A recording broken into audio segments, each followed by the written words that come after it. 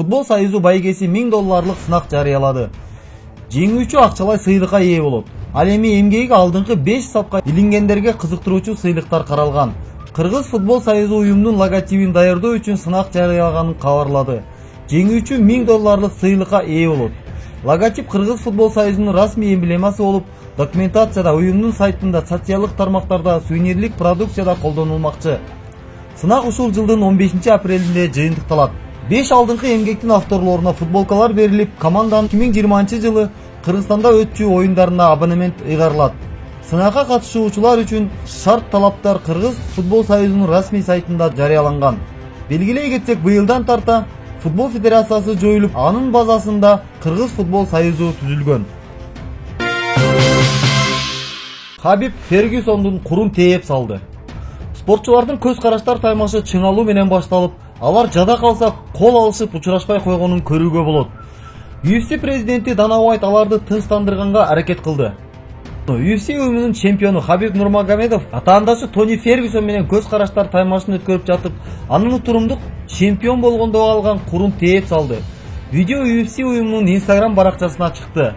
Мушкерлер 18 апрелде өтө турган UFC 249 турниринин алкагында маалымат жыйын өткөрүп, Стердаун көз караштар таймашын кылышкан. Иш-чара 7 мартка караган түнү Лас-Вегастагы T-Mobile аренасында болду. Спортчулар көз караштар таймашын чыңалуу менен башталып, алар жада калса кол алышып учурашпай койгонун көрүүгө болот. Америкалык мушкер каршылашына сес көрсөтүп, ар кандай сөздөрдү айтып, мурда утурумдук чемпион болуп жүргөндөгү бел курун көтөрө келип, аны Хабибтин алдына таштаган. Россиялык спортчу да атаандашына тиш кайрап, бир убакта анын жердеги курун тээп салган. Эки спортчу 19 апрелде Нью-Йорктогу UFC 249 турниринин алкагында чемпиондук наам үчүн беттешет. Россиялык мушкер курун коргоп калуу үчүн жан үрөйт. Мушкерлердин беттеши 4 ирет болбой калган. Нурмагомедов менен Фергюсон буга чейин 4 ирет беттешүүнү пландап, бирок ал ишке ашпай калган. Тагыраагы Хабиб 2014 жылы тизесинен жаракат алып, Тони Фергюсон менен октагонго чыкпай калат. 2016 жылы эки мушкердин мелдеши кайрадан уюштурулуп, бирок бул ирет америкалык мушкер жаракат алганына байланыштуу өтпөй калган. 2017 жылы 4 мартта Лас-Вегаста Россиялык мушкер UFC уюмунун утурумдук чемпиону болуп турган Тони Фергюсон менен кайрадан беттешери айтылат. Бирок кармаш алдында Хабибтин абалы начарлап, турнирге катышпай калат. 2018 жылы апрелде Россиялык мушкер кайрадан Тони Фергюсон менен чемпиондук наам үчүн беттешери жар салынат.